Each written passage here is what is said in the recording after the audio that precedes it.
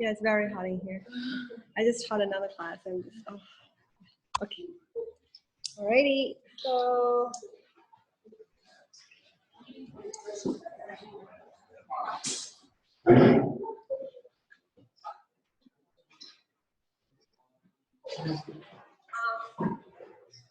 Okay, so for today, we're gonna start, I have a few announcements and then we're gonna start discussing the one homework question and then the lab from last time, so we'll do that as well. And so first of all, homework 2, I just extended, but I noticed that still many of you are submitting it, which is great. So for those of you who submitted on time, today I'm just gonna get 10% bonus, but it's due on Wednesday at the beginning of class if you want. And homework 3, which is on Monte Carlo approximation, I'm still making it due on Monday because the midterm is on Monday evening, which I will talk about as well. And I mean, it's only 2 questions from the textbook. It shouldn't be too bad, especially once we talk about the lab that you guys did as a group over the weekend. And 2 questions from the textbook of Monte Carlo approximation. It should be okay. And then I will still make it due on Monday, so then we can post the solutions right after. Then you can use that to study for the midterm. So midterm is on Monday, October the 2nd. So the class we're still gonna just use as the regular class. We're gonna use as a review mostly. And then for the actual exam, because I want to allow people to have enough time to do it, so I will write the exam as a 2-hour exam, but I booked the room, which is roughly 300. I will send an email about the information, but on Monday, coming Monday, I booked the room between 6 and 9. So I booked it for 3 hours. You can just come in as long as you can come, and then budget for 2 hours for the exam, and you can stay how long you want, up to you, okay? And you're allowed a double-paged cheat sheet if you want. And yeah, I will send more information and the scope, et cetera, I will send information later this week, but it's gonna be on Monday. And office hours this week, just offering more hours this week for both of my classes, so make sure to make use of them. If you haven't finished your homework 2, you can still visit the office hours before Wednesday to ask questions, and then, but you can also come just to ask questions about homework 3, et cetera, like anything about the class. And okay. So I guess, yeah, some general comments, like I sent an email over the weekend already because we like talked to multiple students. So just general advice, make use of office hours like as early as you can, use the Moodle discussion boards as much as you can. And then you can also stay after class to ask questions. I'm usually gonna stay for another 15 minutes to make the video converted correctly. And again, I think the learning curve is steep for everyone. And maybe like you have different areas of weakness that you will spend more time than the other ones. But my observation from last year is the ones who keeps trying will always have a higher chance to succeed, I think, in the end. And then stuff is not easy. It's a 300 level class and a lot of prerequisites. So, and a lot of the material is so new. You probably never heard any of this before. But again, you can think of this as long as you know about calculus, probability, and then linear algebra. We're just building upon all of that. And you don't even need to know all of the frequentist methods. You can just learn about Bayesian based on what the prereq that you have completed. So it's new stuff, difficult stuff. So just make sure, make use of the help that you can get. All right, so there's that. And then let's just talk about the particular questions. that we were looking at before. So I guess one of them is about homework 3.3.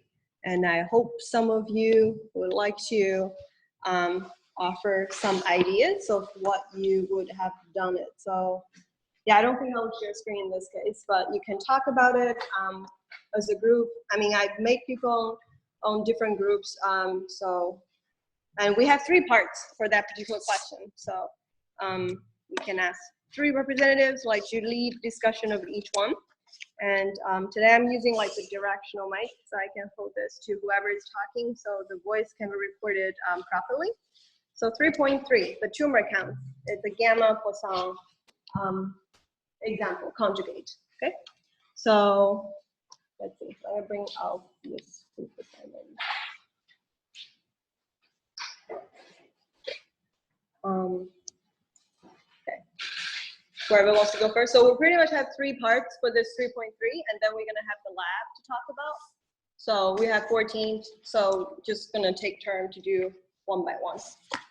Okay, so anyone wants to talk about part A of 3.3? That's find the posterior distribution, means, variances, and 95% quantile of theta A and theta B. They give you the prior for theta A, prior for theta B, and they put something else saying that the joint of A and B, theta A and theta B, is the product of the marginal. So what did you do to answer that? And what do you think the implications are when you're doing this? Yes, Eli? Yeah, you can just talk. So what we did is we used the analytically derived solution that we had from, I think, that Thursday lecture. That said basically that the parameters for the posterior are going to be A plus the sum of all y sub I, and then n plus b. And then we know that the, so that'll give us the sampling, that'll give us the distributions of the 2 posteriors. Yeah, just keep going. Absolutely. That gives us the distribution of the 2 posteriors. So then the first one that we have is a gamma 237.20. And the second one that we have is a gamma 125.14. Can you say it again? So the first one, theta A, given YA, right? Yeah. It's a gamma? 237.20. 237 and 20. And then the second one is a gamma 125 and 14. Okay. So we're doing them independently using its prior and the data. Sorry, what's the 2 arguments? 125, 14. And the reason why we can do this is because we have that assumption at the beginning that the 2 are independent. Okay. 125, 13, right? And 14. Then, 14, sorry. Do you want also all the other things we're supposed to calculate? Okay, so maybe just slow down a little bit here. You're saying that you use the fact that they're independent, right? Okay, so that's what you understand from the particular argument given here. Right? Okay. So you do them independently. So each of them is a gamma Poisson, and then combine with the data, with the counts. Okay. So what else is in the question again? So you're then it also asks for the posterior means and variances and confidence intervals. Okay. So for the means and variances, what did you do? Well, so we know that the mean is A over B for a gamma distribution. So you can just solve that. Right. Analytically, right? Yeah. And the variances? The variances are A over B squared. So same deal. And for the posterior quantile based confidence intervals, I just used the Q gamma function. Q gamma, okay. With the two distributions. And then you're setting 0.25, I guess. Right. 975, exactly. And then the 2 arguments of the A and B, respectively. Right. Okay. Yeah. That's all? Yeah, that's A, I think. Okay. Sounds good. Any comments, questions? Make sense? Okay. Yeah. So here it's 2 separate gammas. Okay. It's 2 separate gamma Poisson models. and you notice that they're giving you two separate data sets. And in particular, as Eli pointed out, because of this that they're given to you, you know that you're making the assumption they're independent, so you can just do them totally separately. Okay, but this is a hidden assumption over here, and as you can see in part C, they actually ask you, challenge you to think if that's a reasonable assumption. For both A and B, I think you're making the assumption, so you can just do things separately, independently, and that's totally okay. All right, sounds good. So that's Eli's group. Okay, let's look at part B. Compute and plot the posterior expectation of theta B under the prior distribution.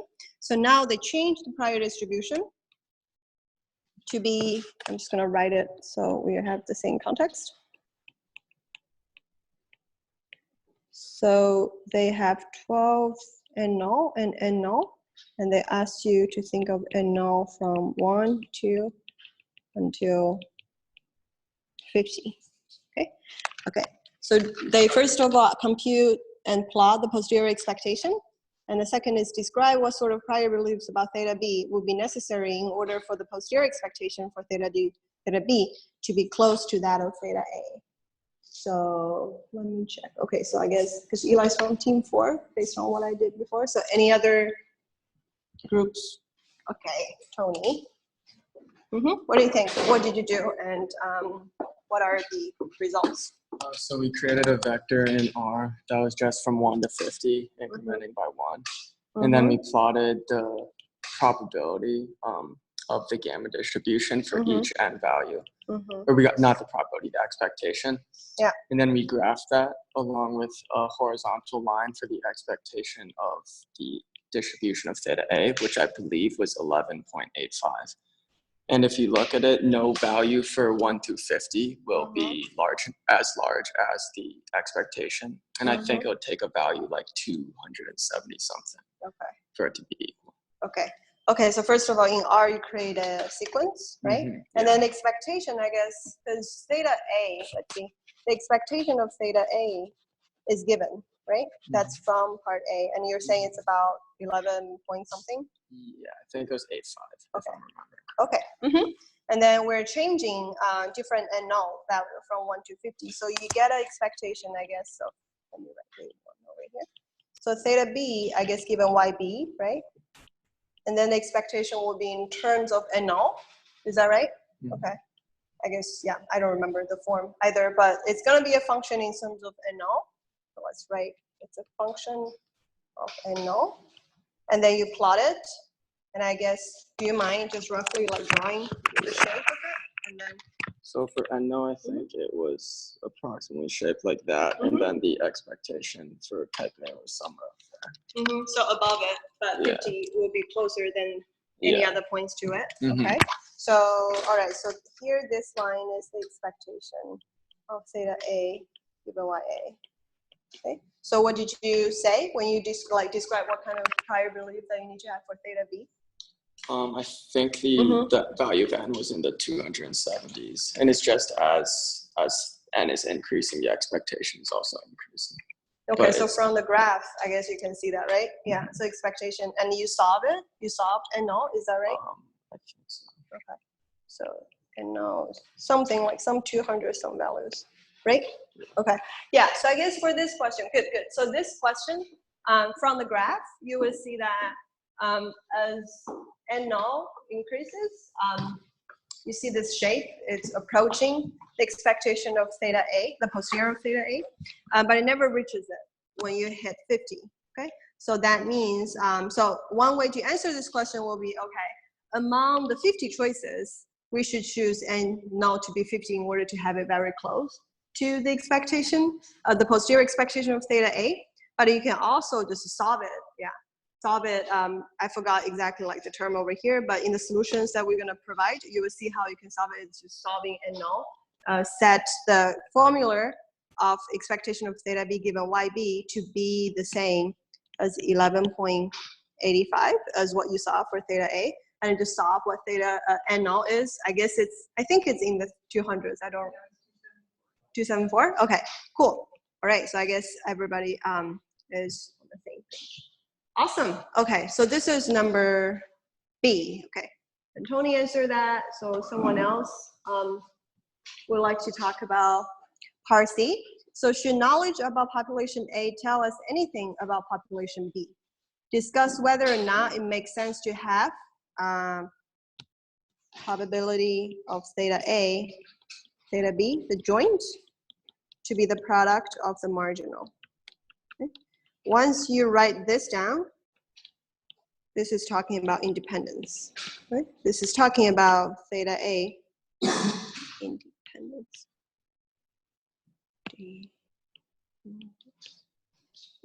So what do you think? You might need to refer to the what the question was talking about. Yeah, Rachel? I said no because the problem states type B mice are related to type A mice. So that's saying that they're not independent. Make sense? Okay. Yeah, so if you read the question carefully, it's kind of funny, and I think even some of the other words are putting people off, which maybe let's take the time to explain that a little bit as well. So let me just read part of this.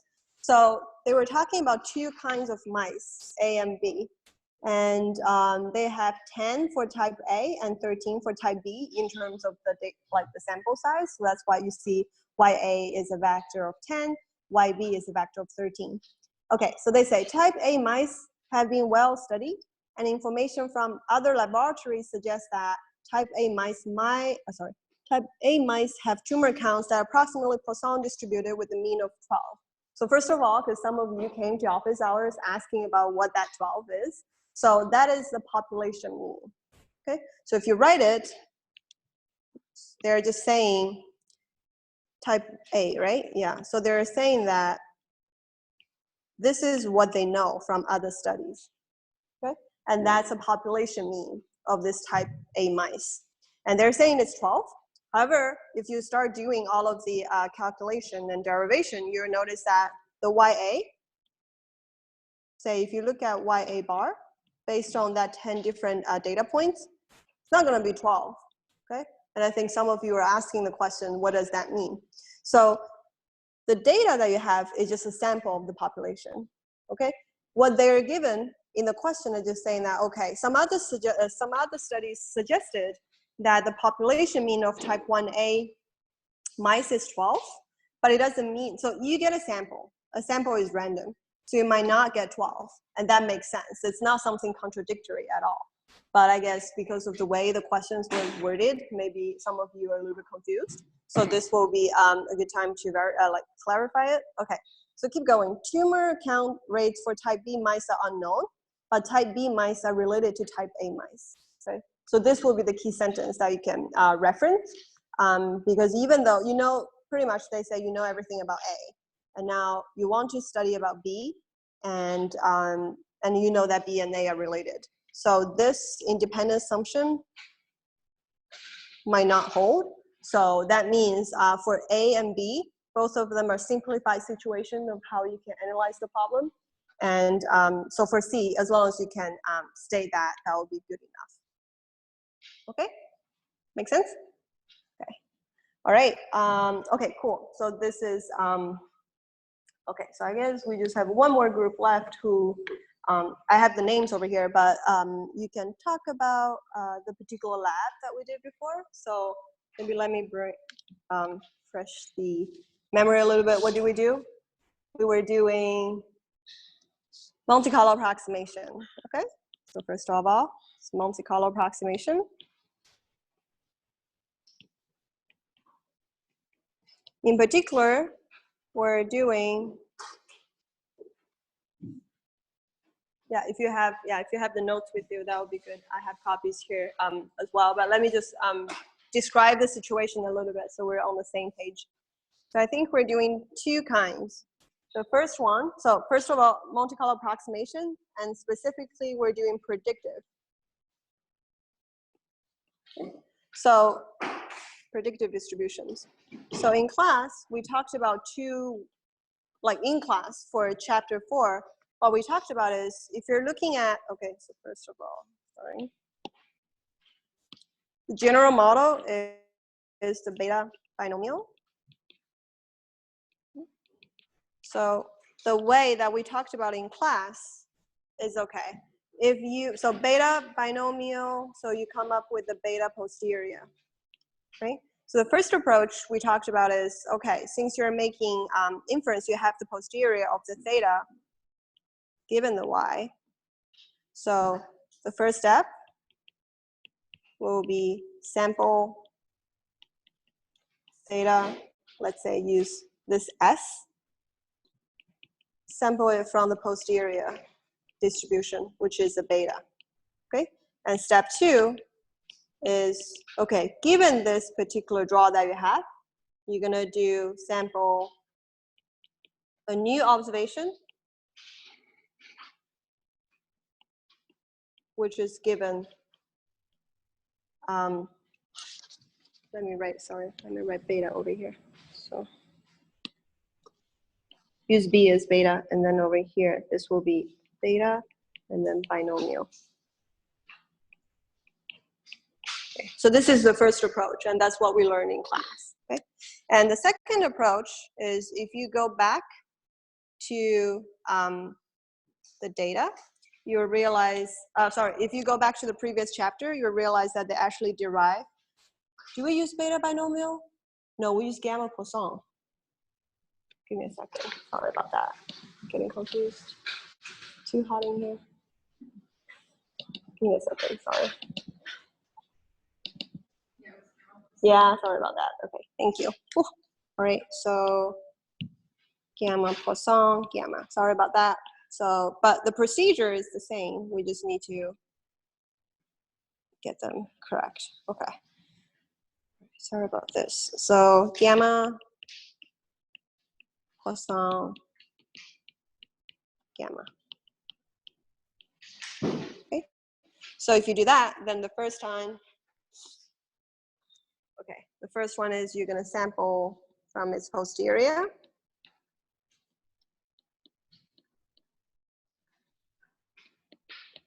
And then from its posterior, a draw, you're going to get, so here,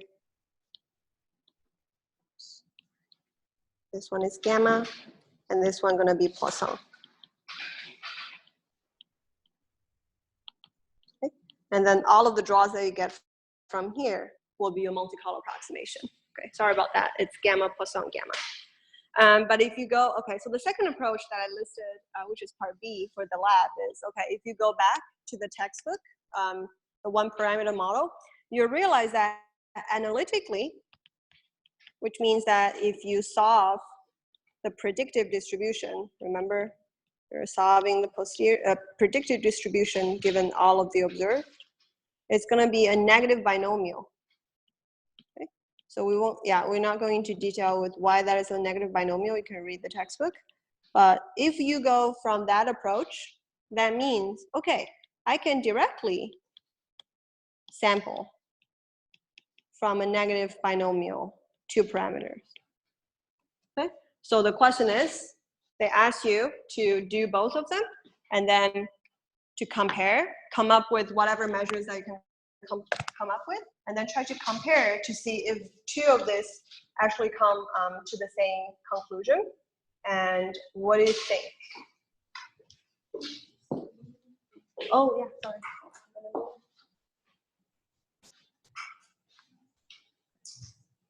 Sorry about that. All right, I think the only groups that has not talked about anything is Julia, Cheryl, Eli, Gavin, and Paul. Whoever wants to talk about this particular results.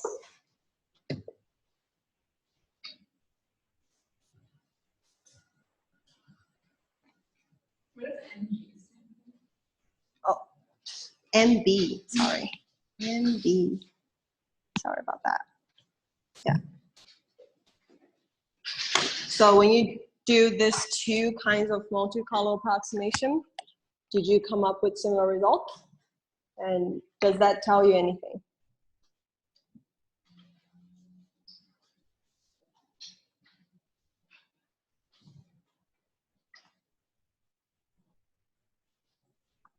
Or anyone else, that's fine as well. Whoever has done this would like to talk a little bit. Rachel? When I calculated the means of each, they were pretty much the same. So what did you do for both cases? So once I got to that point where I sampled the y, then I just said the mean of that distribution. Oh, okay.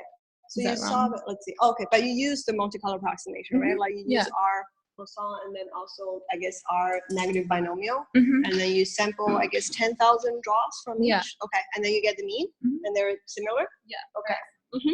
Anybody did any other things in addition to mean?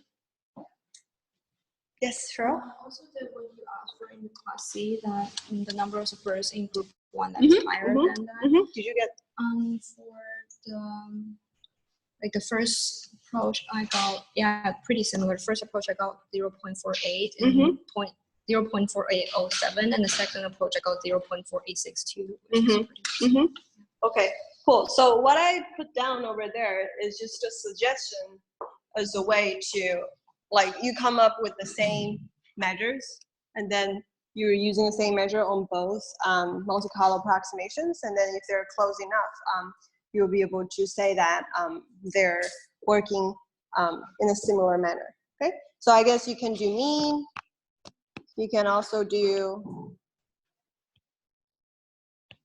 like mean, or like whatever I talked about before, that's calculating probability, things like that. So you can come up with many different things if you want, but the gist, I think, for this particular exercise is trying to, first of all, make sure that you know how to do the usual multicolor approximation that we talked about in class. You sample a draw from the posterior, and then based on that, you sample a new observation from the sample model or the data model. And then the other one, for this particular gamma Poisson situation, you know exactly what the posterior distribution would be. It's a negative binomial. So you can also do multicolor approximation, but not in the usual way that we know, is you just gonna sample from the negative binomial directly and then try to summarize, okay? So this exercise, I put it over there as a way to help you to verify or like make sure that you feel comfortable, first of all, how to do all of this. And second of all, part A is trying to do it in the multicolor approximation prediction that we talked about in class. And part B is still multicolor approximation, but it's not a prediction in the sense that we usually do. It's just a regular multicolor approximation that you know what the distribution is. So I can use R, B, M by norm, and then just sample a bunch of draws and then summarize it. So both of this, as you can see, if you check the mean, if you check the probability of sample A is larger than sample B, in both ways, they come up to very similar results, meaning that, okay, for part B, we know the analytic solution. And then part A, we're not using the analytic solution, but we're using the Monte Carlo approximation for predictive distributions, and they come up to very similar results, meaning that a lot of times, so first of all, a lot of times you don't get analytic solution anyway. And for the cases now, like here, even if you do, you don't even need to know what it is, because the usual Monte Carlo approximation following those steps will get you a good approximation to the posterior predictive distribution already. Okay, so this is what the takeaway message I want you to have doing that exercise. And after class today, I will post just like an R code of how you can do those for that example. But I don't know how many of you actually have done this over the weekend, but next time if we assign anything like this, please make sure that you attempt it, and especially as a group if you can. And then, because the next time we're just gonna come back as a class to talk about it. Okay? All right, yeah, so I will post this R code for this particular example. All right, I think that's what we talking about.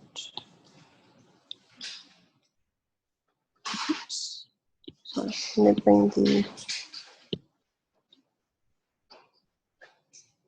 sorry.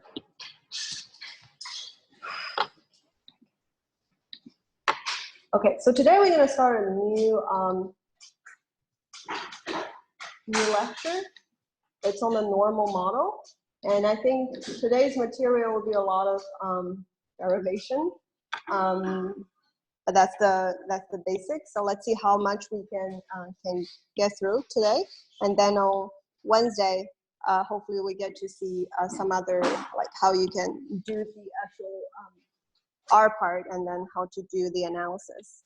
So for today, let's first talk about some introduction of the normal model. And then in particular, you notice that we have 3 big sections for this lecture, for this chapter. First one is introduction.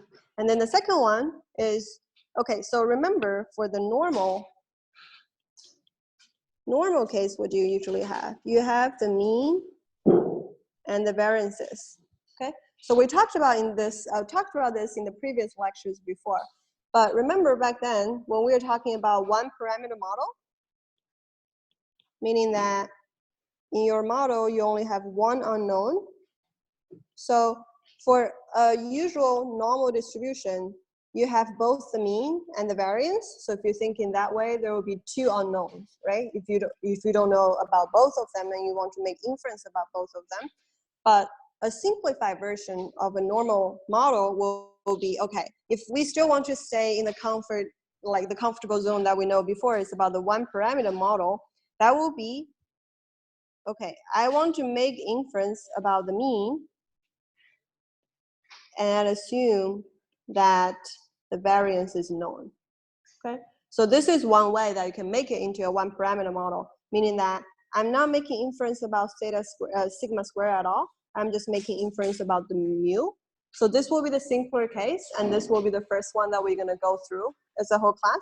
And in particular, maybe you're not surprised that there is a conjugate class for this mu. It turns out to be a normal as well. Okay, so we're gonna see that, and then that involves some kind of derivation to make sure that you know how to get the variance, get all of the arguments correct in the normal model. And then later, we're gonna move to a 2 parameter model. Okay, and just by the name, you probably would have guessed that we're gonna have both the mu and sigma unknown. Okay, and we're gonna introduce a particular conjugate class here as well, even though you have 2 unknown, but in a special way. If we're gonna say in the prior, if you set it up in a hierarchical way, okay, if you first gonna specify a prior for the sigma square, and then given sigma square, if you specify mu, you'll be able to get a conjugate class again. Okay, so this will be what we're gonna talk about, I think, on Wednesday. But just to give you like an overview of what we're gonna do for this particular chapter. So first of all, we're gonna talk about normal model, what are the features, properties of normal models, some of the plots, this and that. And then we're gonna move to the one parameter model case, which is mu unknown, sigma known. And then we're gonna see how you can have a conjugate class over there. And then last, we're gonna move to the 2 parameter model where both mean and variance are unknown and how you can make inference over there, okay? All right, cool. So this is an overview. Okay, so for the normal model, I'm following directly what the textbook, like the notation in textbook. So first of all, you notice that, okay, they're not using mu in the textbook, you're using theta. So just bear with them and also bear with me for the lecture. Sometimes maybe like in a hurry, I might write mu instead of theta, but it's really talking about the same thing, okay? So textbook, somehow they use theta to represent the mean. They still use sigma square as the variance. But just so you know, throughout the lecture, I'm consistently using theta as mu, okay?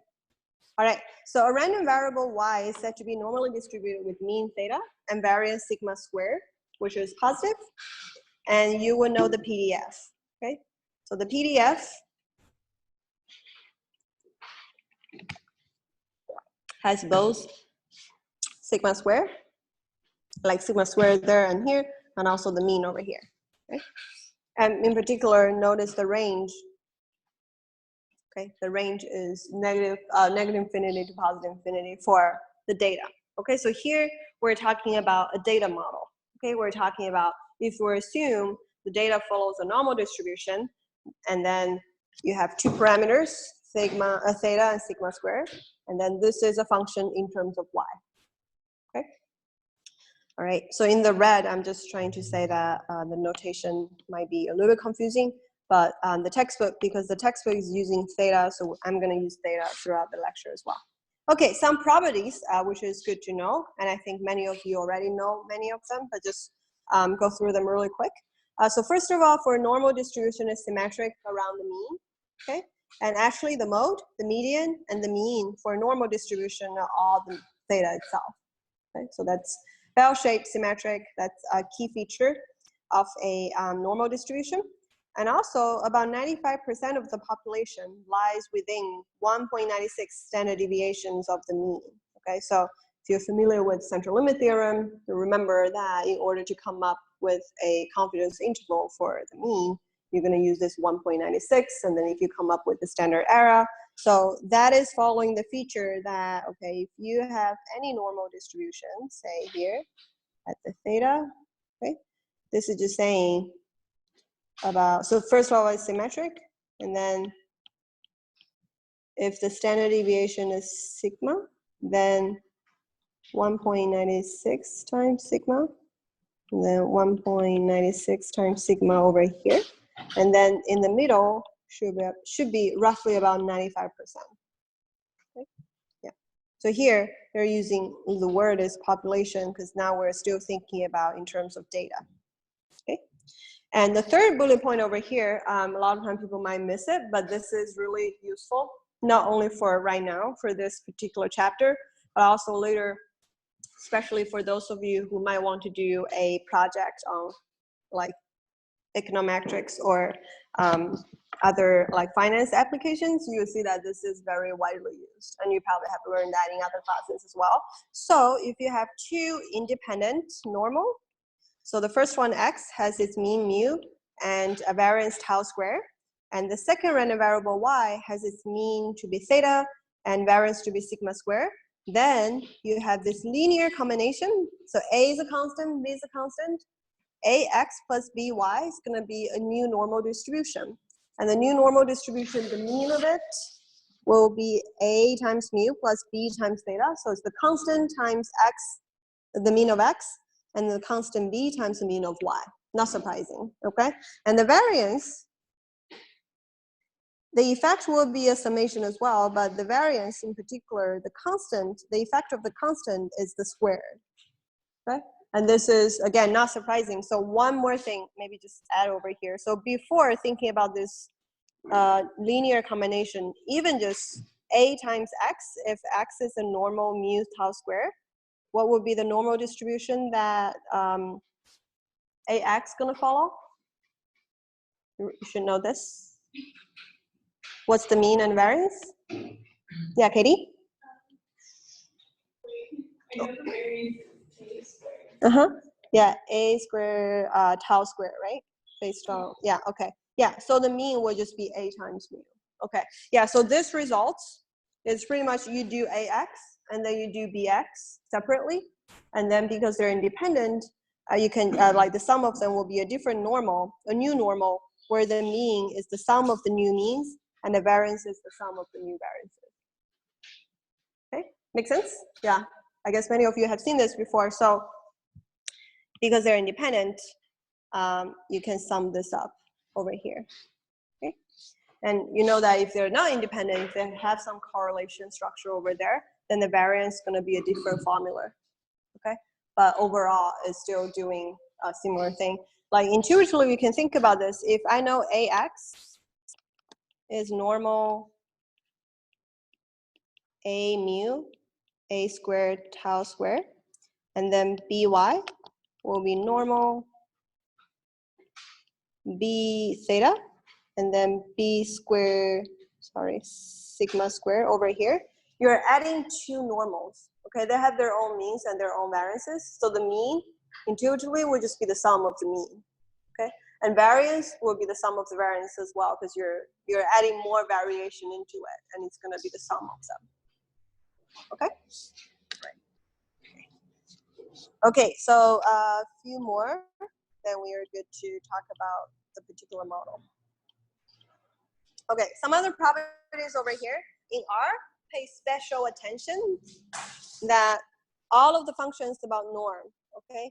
D norm, P norm, Q norm, and R norm in R, they take the standard deviation, okay? Because of how the functions were written, they take the standard deviation sigma as their argument, the second argument. They're not using the variance. Okay, so be special, like pay special attention, because what we did before, I think in the first homework, I think over there, if it's a standard normal, then the variance and standard deviation is the same as 1. So maybe you didn't pay attention that it's different.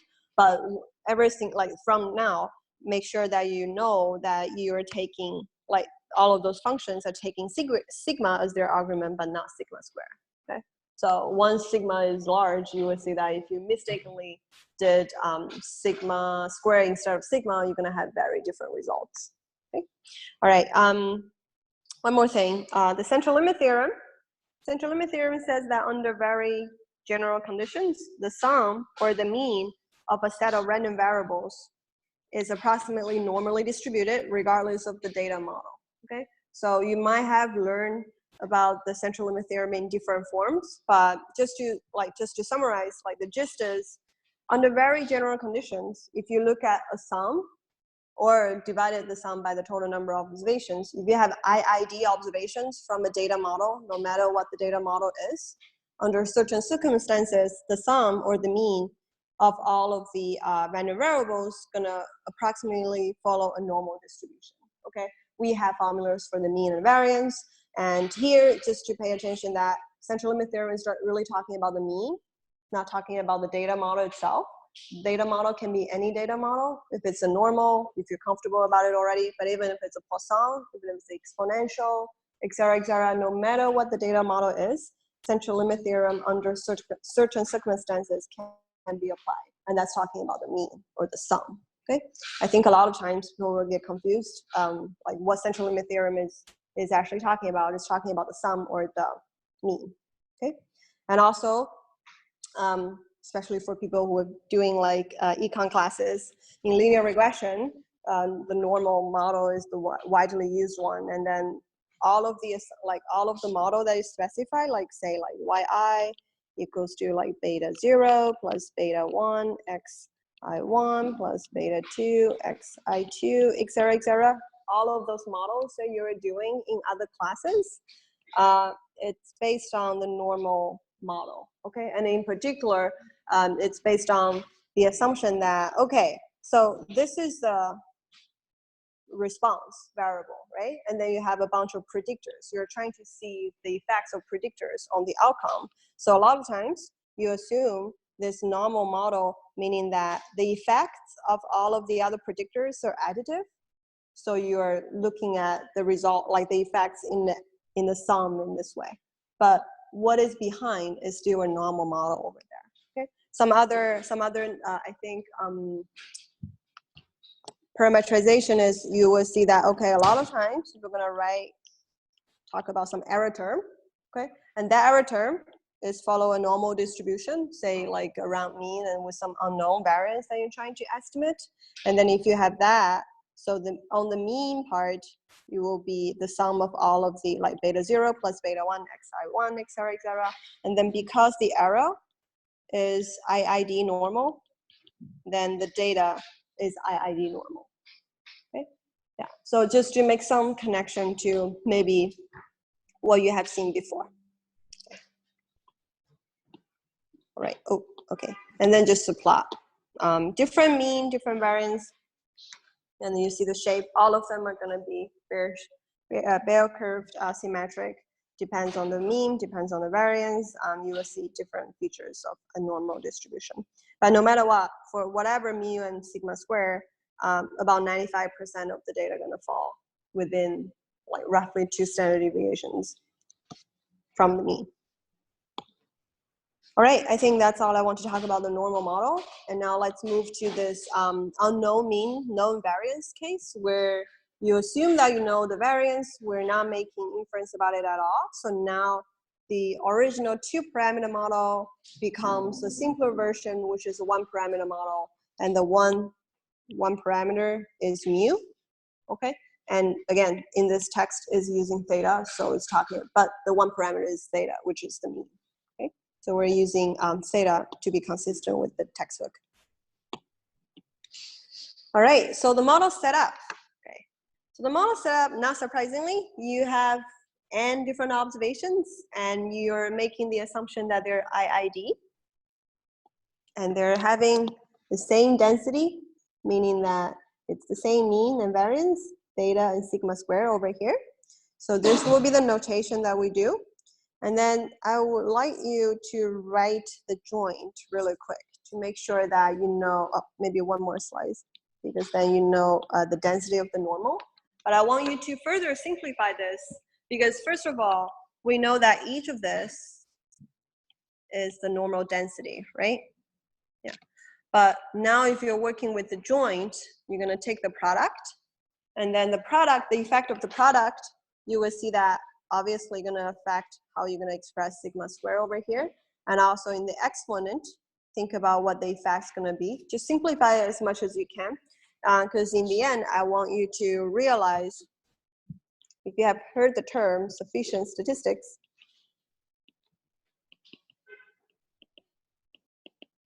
I want you to identify what the sufficient statistics for the normal model. So for those of you who don't know, what is sufficient statistics? So if you have a data model, so this is the likelihood, right? You write the joint likelihood, and then you simplify it as much as you can.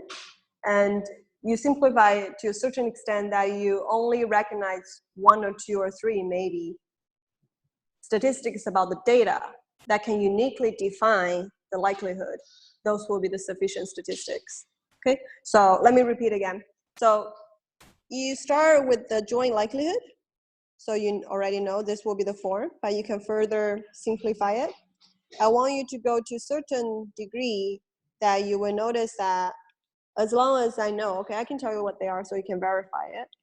As long as I know these 2 values, I will know exactly the likelihood distribution. Okay, so this is saying, so this will be a set of sufficient statistics, meaning that if I know the sum of the y squared, and I also know the sum of the yi, then I will know the likelihood deterministically. I know exactly what it is. Okay, so take some time. This is algebra exercise, but again, this part of the exercise and then the later ones are really crucial, because you will notice that for the normal model, not only in this chapter, but later chapters as well, when we're doing linear regression, a lot of the manipulation will be very similar. So make sure that you know how to simplify it and walk around to some help, and then we have to get it together.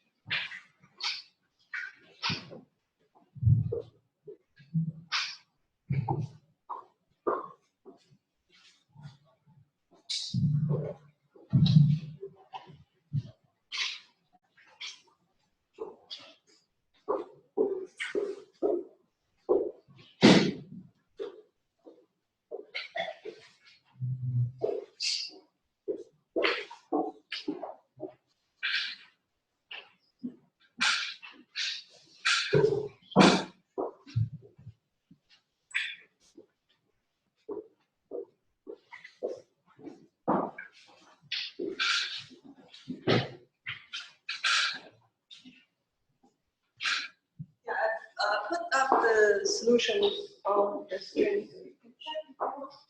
Meantime, I'm returning period. And if there's any issues about regrading, let me know as soon as you can. So we can. The solutions are posted on the.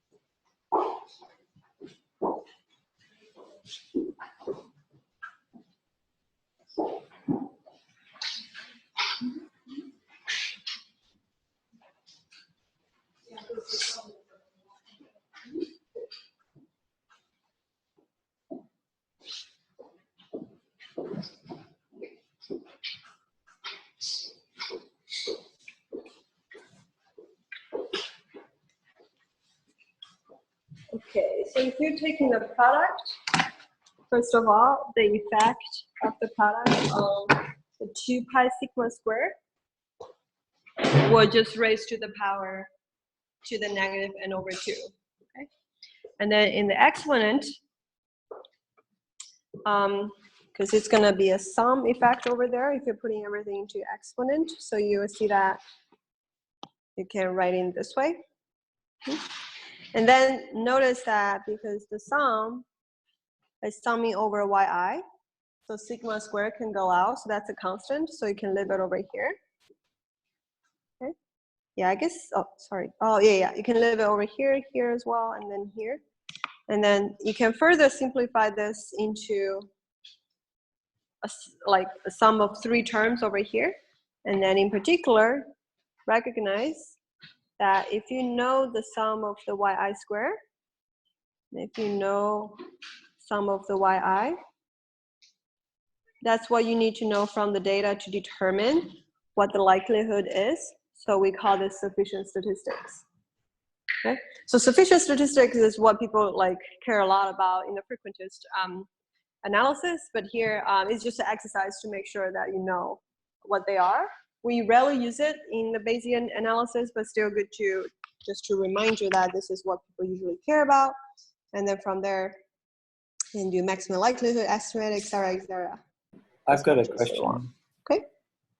All right. So if you, okay, so for the model setup, it's a product of IID normal, and in particular, it's the IID normal of the same mean and variance. So you're going to come to this particular step. All right. Sorry. Okay. So I was telling you earlier that, okay, if we're going to assume that we know the variance, and we can actually have a conjugate class for the mean. So if the variance sigma is known, we only need to make inference about the mean theta. So just so you know, a class of conjugate prior for the 1 parameter normal model, meaning that only mean is unknown.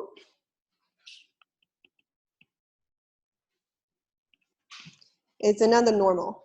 Okay? So this is saying that if sigma is known, and then I'm going to make inference about mean, if the data model is a normal, and then I need to have a normal prior for theta, and then I'm going to come up to a theta to a normal posterior. Okay? So let's look at how you can do that. I will share like some starting points, and then you can try to derive that as well. So this is the second exercise we're going to do as a whole class. So first of all, notice that I highlight in red. Over here, the prior is theta given sigma squared. So here, some people don't write it, some people write it. Like, I want to write it over here just to show you that, okay, here theta is known, okay? But again, because theta is known, you're not like in the normal prior, nothing has to do with sigma squared. The sigma squared is known. So sometimes people don't write it because a lot of time like the given, like the conditional idea is working in a different sense. But I want to put it over here just so you know that, okay, the prior, even though like sigma squared does not appear in the actual prior, normal prior, but it's really in a sense that we're given the condition that sigma square is known. Okay, so you start with this, because I just want to be consistent later with the notation that I have for the posterior. So the likelihood, we just did it, okay? I haven't like simplified everything over here, but based on what we did before, you will know what it is. So the goal is to derive the posterior. So it looks a little bit daunting, don't worry about it, it's part of the exercise. But here, so the reason why I was using conditioning sigma over here is to make sure that you understand that right now, theta is the only unknown parameter we want to make inference about. We assume that we know sigma square already. And you notice that even though in the prior sigma square doesn't appear at all, but once you combine with the data, the two arguments, the two hyperparameters, the new mean and new variance gonna be involved, like sigma square gonna be involved. So I just want to use like the notation consistently. This is not surprising once you start doing the derivation, but just so you know, like that's why I put a condition over here, even though sigma square is not really appearing in the particular normal prior. All right, so go ahead, try as much as you can. We're gonna look at this together. In particular, I want to spend time to talk about the implication of the mean and variance over here.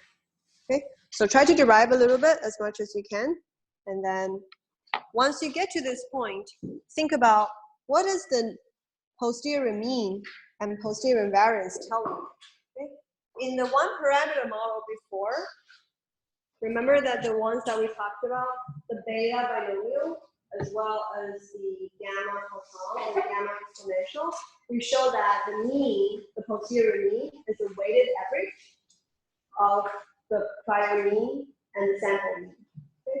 So here, it's something similar, but more complicated.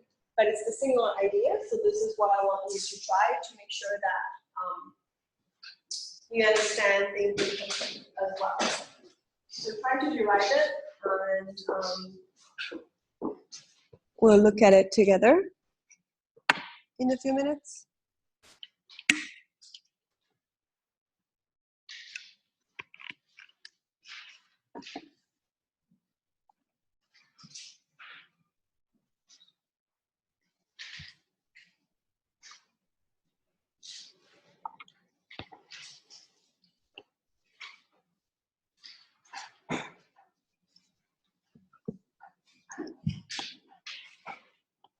Yeah, I will write the general normal density for you on the top, so you know what you're doing.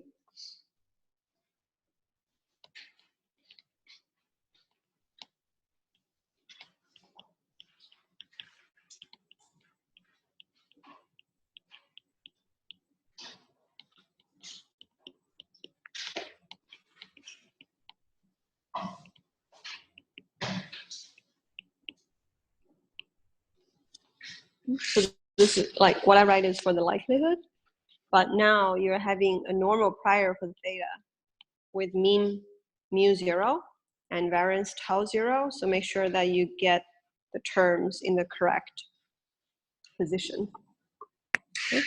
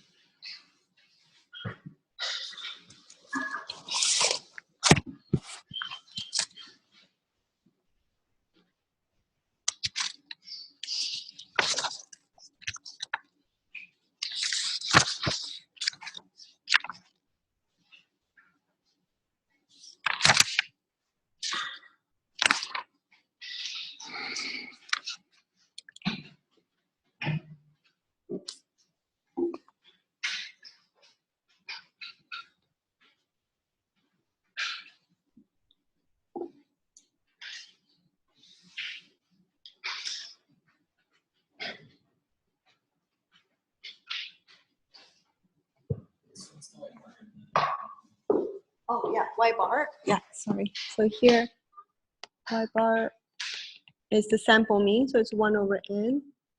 Yeah, right. Yeah, I use the y bar. I use y bar because that's what the textbook used, but if you're deriving from the beginning, you just have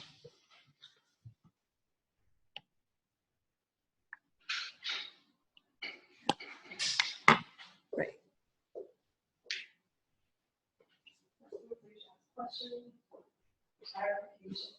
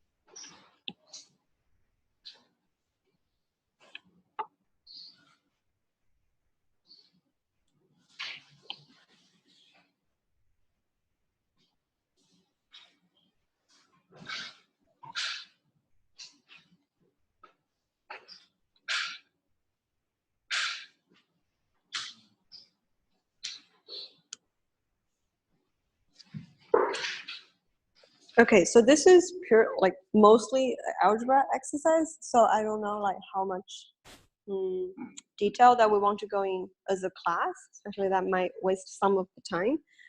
So I just want to point out, which actually would like to ask you to keep trying or keep making sure that it works after class. But basically, since you know that it is a conjugate prior, so you know that the posterior, again, will be a, let me use a different color. You know that the posterior is going to be a normal, okay? So for a normal kernel to work, you need to recognize the new mean and the new variance, okay? So if you follow what the textbook was trying to derive, which I will actually hope that some of you did before the class, you will notice that, okay, because they know that it's going to be a normal, they actually just going to pretend that they know what the mean and variance to be. They use placeholder like A and B, and then try to derive what the form of the mean and variance would be. So that's the approach that the textbook took, which I would like you to all go back and read it carefully as well. So that's one way you can do it. Another way is you're just going to do it in the hard way, which is probably not that much more difficult, is you just combine all of the terms and then try to move things around to make sure that you can come up with, so okay, here, we know that theta gonna be a normal, right? So if theta is gonna be a normal, if I'm trying to recognize the new mean and the new variance, so with all of the constants go away, I should expect in the kernel, what should I do? I need to, first of all, recognize, say, in the exponent, it's gonna be some kind of, say, new sigma square. I don't know what it is now, but I was trying to derive it. And then theta, theta over here. Yeah, so it's gonna be theta minus the new mean. Okay, so this will be the new things. Sorry, let me use a different notation because sigma is for the data. Let me use tau because that's what we are using for the prior. Okay, the notation, because we start mu 0, tau 0, and then let's use mu and tau mu to represent the posterior, the mean and variance of the posterior. Okay, so the goal is to recognize what is the mu and what is the tau over here.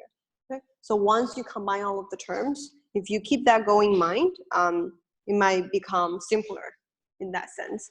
But as a class, I would like to move on from here. But you should all go back and read the derivation and then try it by yourself to make sure that you can get it, and let me know if you have any questions. And so overall, the result is you come to a new normal distribution, and we use notation mu n to represent the new mean and tau n squared to represent the new variance. Okay, and the form of these two is given in terms of a and b over here. Okay, but of course you can always write it in this way, and that's what I want to talk about now. What are the implications here? Okay, so if you read this, you notice that the variance is 1 over some sum over here, right? And the mean is a weighted average of the prior mean, right? And then the sample mean divided by whatever that you have the same from the posterior, from the variance. Right, if you look at the form. Okay, so let's try to understand what is the implication of the variance in this way, and then what's the implication of the mean in this way. Because overall, when you're just like any other Bayesian methods that we have seen before, when you come up with the posterior, it's going to be a combination of the mean of the combination of the prior and the data. But the effects for the normal will be a little bit different from what we have seen before. So remember, for beta binomial, we showed that the mean, the posterior mean, is a weighted average.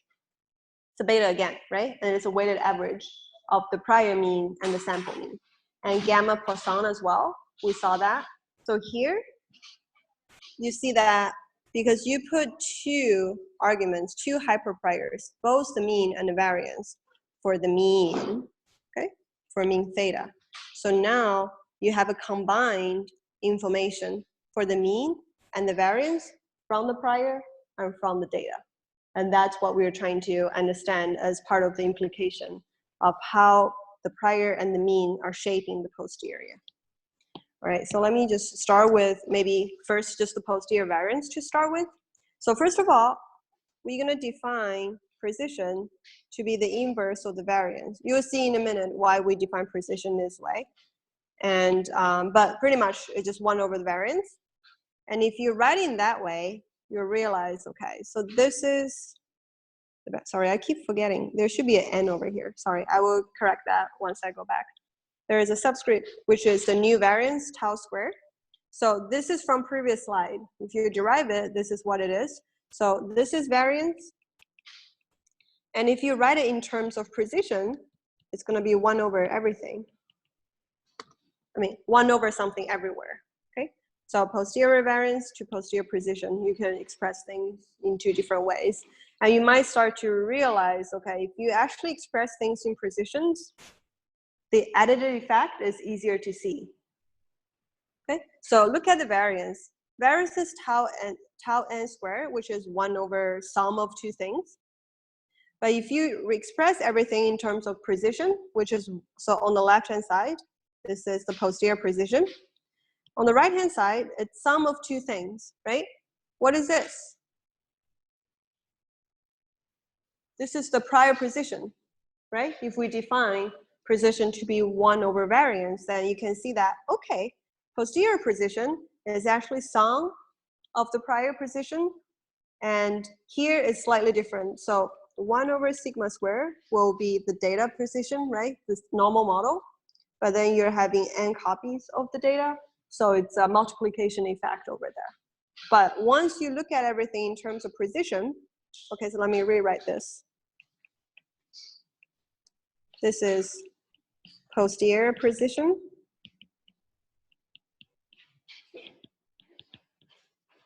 This is prior position. Prior position. And 1 over sigma square is precision of 1 yi, right? And then if you're thinking about n over sigma square, you can think of precision of the data or of the sample of the data, okay? So that's why instead of working with variance, we would prefer working with precision for the normal model, because it's easier to interpret it what the implication is for the posterior precision, okay? So let me bring up, oops. Let me bring up the notation over here. Okay, so in the end, posterior precision will be the prior precision plus the data precision. In here, I'm using the wording that the textbook is using. They use information instead, but over here, mostly is talking about the precision. Make sense? Yeah. So hopefully you see that why, because of this notation, and how the interpretability greatly improves in terms of thinking about precision, other than thinking in terms of variance. So this is why we deal with precision mostly, okay? And soon when we move to the 2-parameter model, you might be curious, okay, now if both of them are random, what kind of prior I'm gonna put for the precision, right? Or for the variance. You will see that our old friend gamma distribution is gonna come again, but gamma is not a prior for the variance. It's gonna be for the precision. Okay, so this will be another reason why we start talking about precision now. Okay, so on Wednesday when we continue, you will see that for the 2-parameter model, the variance, the prior that we're gonna put for the variance is gonna be an inverse gamma, so the precision will just be a gamma. Okay, and then you will see like clearer over there why we're doing it. Okay, so with 1 more minute, let me just bring one more thing. How to understand the posterior mean. Okay, so earlier we defined sampling position, prior precision. So if you think in that way, you will notice that the posterior mean, again, it is a weighted average of the prior mean and the sample mean. Okay, so this is the prior mean, this is the sample mean. You have to go back to just to verify what this two talking about, but mostly prior precision, right? Sampling precision. So the total weights is the sum of these two, okay, unsurprisingly. And then the contribution of the prior is the precision from the prior, and the contribution from the data is the precision coming from the data. Okay, so this is a special, like just a particular results regarding the normal model in this case. Okay. All right, yeah, time is up, so we're gonna end here. I think, I don't know like how familiar people are with all of this normal derivation. If you don't feel comfortable enough, definitely between today and Wednesday, you should try to read the textbook a little bit more. And nothing is like fancy or new out of the textbook. It's like I'm using the exact notation following the textbook and the results as well. You should make sure that you can follow them, and then make sure that you understand why we care precision instead of variance, and then based on that, what is the implication of how the posterior variance is or posterior precision is composed of, and what the posterior mean is composed of. Okay, all right, yeah. So gonna end here, and I'm just gonna go on.